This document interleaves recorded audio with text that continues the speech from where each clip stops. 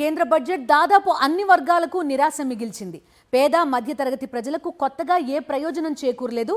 ఆర్థిక మంత్రి నిర్మలా సీతారామన్ సాదాసీదాగా బడ్జెట్ ప్రవేశపెట్టారు. త్వరలో ఎన్నికలు జరిగే రాష్ట్రాలపై మాత్రం వరాల జల్లు కురిపించారు.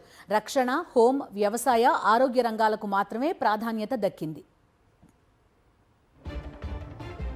పన్నుల విధానంలో పాత పద్ధతిని కొనసాగించడంతో వేతన జీవులకు నిరాశ మిగిలింది. కేంద్ర బడ్జెట్ స్టాక్ మార్కెట్స్కి కూడా షాక్ ఇచ్చింది. ఏప్రిల్ నుంచి కొత్త ఆదాయ పన్ను చట్టం అమల్లోకి వస్తుందని, పాత చట్టంలోని క్లిష్టమైన నిబంధనలు సరళంగా మారతాయని ప్రకటించారు. సంక్షేమ పథకాలు, ఎరువులు, చిన్న పరిశ్రమలకు రాయితీలపై పెద్దగా దృష్టి సారించలేదు. రెవెన్యూ లోటు ఎదుర్కొంటున్న రాష్ట్రాల ఆర్థిక భారాన్ని పూడ్చేందుకు 15వ ఆర్థిక సంఘం ఇచ్చిన గ్రాంట్లను 16వ ఆర్థిక సంఘం పూర్తిగా పక్కన పెట్టేసింది. దీనికి తోడు రంగాల వారీగా రాష్ట్రాల ప్రత్యేక గ్రాంట్లకు కూడా తెరదించింది. దీనివల్ల గత 5 ఏళ్లతో పోలిస్తే వచ్చే 5 ఏళ్లలో రాష్ట్రాలు నికరంగా 4,66,000 రూపాయలు 150 కోట్ల ఆదాయం కోల్పోనున్నాయి.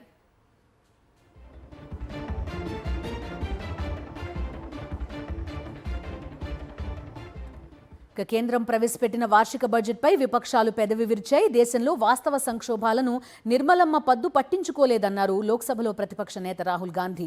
యువతకు ఉద్యోగాలు లేవు, రైతులు ఆవేదనలో ఉన్నారు, పెట్టుబడిదారులు వెనక్కి తగ్గుతున్నారు, కుటుంబాల పొదుపు కరిగిపోతోంది. అంతర్జాతీయ అనిశ్చితులు, ఈ సమస్యలన్నింటినీ బడ్జెట్ విస్మరించిందన్నారు రాహుల్ గాంధీ.